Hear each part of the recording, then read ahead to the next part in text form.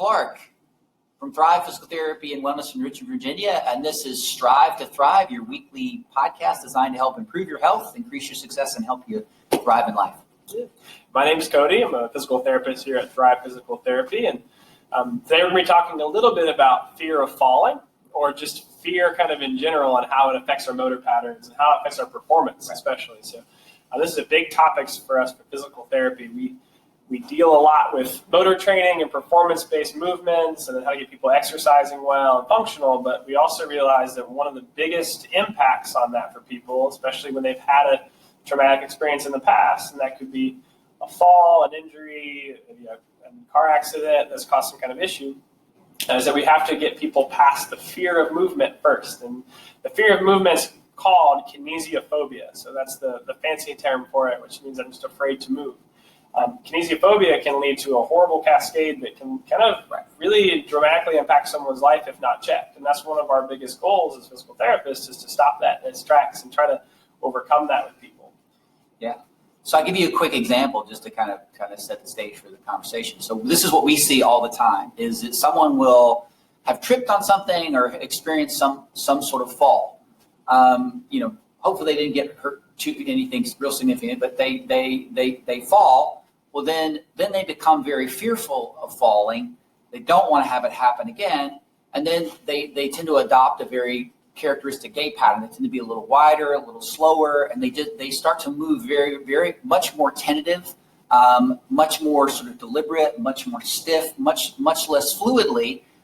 They become less confident in how they move. So then the next thing you know, they're not exercising as much. They're not going out as much. They're not challenging themselves going out into the community.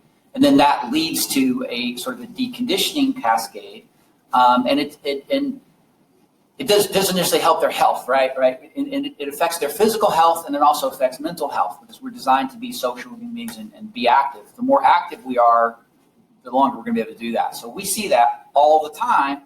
Also, if you look at some of the literature, falls are a very common reason for like hip fractures and pelvic fractures and those sorts of things. And past a certain age, having experienced one of those, that's actually, there's some statistics that it can be a not such a great thing when somebody experiences something like that. So we don't want people falling, but from a physical therapy standpoint, we want people active. We want people out. We don't want to see people get fearful, move worse, which is what's common. Then they're more likely to fall. And that's where the intervention thing comes in. And so anyway, that sets it up. Yeah, absolutely. So when it comes to starting to negate that effect, right? We expect, just like any issue, and any athlete or anyone who's had a fall can probably experience this. And Clarke and I have both talked recently about how we've fortunately both fell down the stairs recently in about the same month, and how we now reach for the handrail a lot more subtly. And now if I'm going down the stairs at night, I take my time and think about that experience, and it does impact the way that I do it. Now, grabbing the handrail and taking your time down the stairs is probably the worst compensation at times. But on a grander scale, had that been a different scenario, I could be doing something that could impact my performance. So say I'm a professional skier, or I'm a recreational skier, and I take a hard spill, right? That person later may not take that corner as sharp as it did the last time out of fear. And that's potentially a reasonable expectation, but for someone who's trying to compete or do well, that can hinder you. So can you tell me some principles that you tend to do, or some just thought processes that you try to start getting people's head or facilitate around overcoming some of that fear? So first off is having a conversation around asking questions around how someone feels about it. Lots of times it's very easy in a conversation for somebody to articulate that they're worried and they're nervous, and you can see it in their gait pattern. So what you end up needing to do is we end up having conversations around trying to pull that out of people, get people to become aware that maybe sometimes they're not aware that they're fearful. They just move a certain way. Well, you can see it in how they move.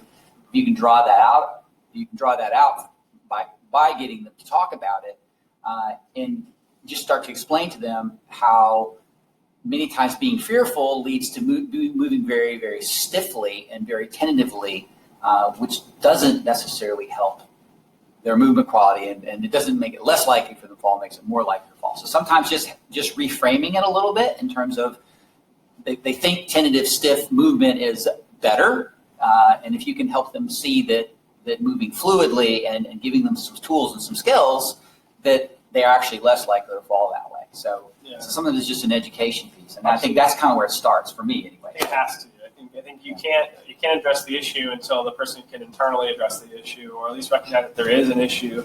We see this a lot more with someone who's fallen, much longer in the past, over a year. I say I've had a spill and I'm still compensating this way. Well, the internal fear is probably gone. This has become your new normal. So now you really have to kind of internally dive deep and figure out, am I still afraid of this? And I think the one way to help someone with this, something you can do at home, if you are experiencing some fear, you think with an issue, or you've had a fall in the past and you're wondering, am I still dealing with this, right? Paint a mental picture in your head of you doing that task, right? And then I want you to think about how your body feels, right? So picture your breathing pattern. Does it increase? Do you feel like I'm feeling a little bit more tension in my chest? Am I inhaling a little bit sharper, right? Picture your posture. Are you raising your shoulders? Are you keeping your shoulders nice and relaxed? Is it tensing up in your neck? And then you can kind of feel some of these physiological changes that still occur as a fear result, even if mentally we're not quite aware of it.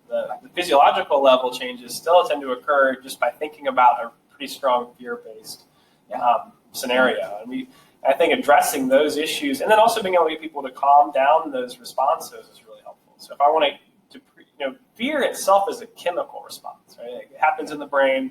Chemicals are released, and it kind of heightens your nervous system. You're going to norepinephrine that fires off your sympathetic system, which is a fancy medical term. But the point is it regulates your nervous system in a high state. So you start to be ready to jump. It's your fight or flight state. Not a great system to operate out on all the time. Great if you need to run, great if you need to sprint, great if you're doing sports performance. Not so good if you're just trying to enjoy, time with your family or a healthy stroll around the neighborhood. Right. No, very, very true. And then on the other piggyback on that piece is from a therapy standpoint, we work with people that have pain all the time, and for varying degrees of it. And so that whole thought process around fear, and in the case of like a fall or that like a physical movement type of pattern, also people frequently become afraid to do different active things. That becomes sort of threatening to them, and that affects brain chemistry and blood chemistry. That increases cortisol level, which actually just makes things hurt more. Things tend to ache more, and inflammation tends to be more. So it's a real physiological response. It makes us feel worse. And it's the same kind of thing. It's an issue of a fear situation, but it also has like downstream effects on pain and other things. So, and from a therapy standpoint, we want people to be comfortable. So, it's really important. Fear, pain, loss of balance, difficulty with exercise, all these things all link unfortunately, really well together. So, breaking the link in the chain is extremely important. I think fear is a great place to start, because if you don't overcome fear, typically people have a hard time, if they do learn the exercises we give them, implementing them in an effective way. So for our sake, what we're trying to do is, one, address the fear, address it from an internal level in a way that's healthy, right? So you want to make sure that you're breathing through it, addressing the issue, and then I'd say try to tackle that fear. So if you had an issue with a certain movement, try to repeat it, but in a controlled environment, under care. That tends to help decrease things, put your mind at ease. And then you just have to try to find the confidence again, over time. And that could be, it's a bit of a process, but that could be internal reflection and things. And you'd be surprised how well you can move once you release that fear and this kind of thing. Yeah, and some of our words around that, we call it graded exposure, right? So you start to reinstitute whatever that you were afraid of, or whatever that particular physical activity is. We start to slowly reintroduce that. And eventually we kind of flood the system with it, where you're doing it all the time. Next thing you know, it's old hat, and it's not, you gain confidence, and you end up having a completely different response to it. And that's also how we get people back to activity when they maybe weren't able to because of something else. So, absolutely. But there's steps in that process, but it's something that people do beautifully with when you start to reintroduce it, and when you help people with the understanding of what's happening, and you kind of get that little light bulb and you get the aha moment. Well, that's a nice segue to work someone back into issues around falling or pain or whatever, and it's you can make a huge change with people by just working back to it, reintroducing it. Absolutely, very good.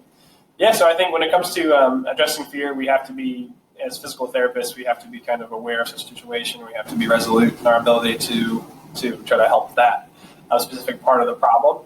So if you feel like in the past you've developed some kind of fear guarding or some reserve against doing a certain kind of task, please let a physical therapist know. There's someone that can definitely help work through you with that. They've experienced this. They hear it a lot. So that's something that usually most people who are astute to that can kind of pick up and give you some tactics or some techniques to help you, or at least talk you through it in a way that should be comforting. So definitely talk to your physical therapist about that. If you feel like that's an issue with you, we want you to try to get help with that. Don't let it impact your life, because like we said before, we've seen that when left unchecked, it can definitely lead to a pretty negative sequence of events that can result in less and less mobility and less confidence. And everyone should move confidently and feel good. Someone who's afraid of movement can't be a good mover. That's kind of a simple equation. Yeah, and if you can't be active for different reasons, that does not lead to good health and ideal health, mentally and physically. So we want to address that, and lots of things can be changed to improve it. So. Absolutely. All right. Well, hey, thank you guys so much for listening. This is our topic on fear of falling, and then how fear kind of pertains to people's performance and their ability to exercise well and move well. So if you guys have any comments, please leave them below. Any questions or any particular life instances that may have helped you overcome a certain fear, it's a great place to communicate that. Maybe you might help someone else out who's dealing with a similar issue. So appreciate you guys. Keep listening for us, and hopefully we'll produce some more content for you next week. Thanks for listening, guys. Thanks. Have a great day.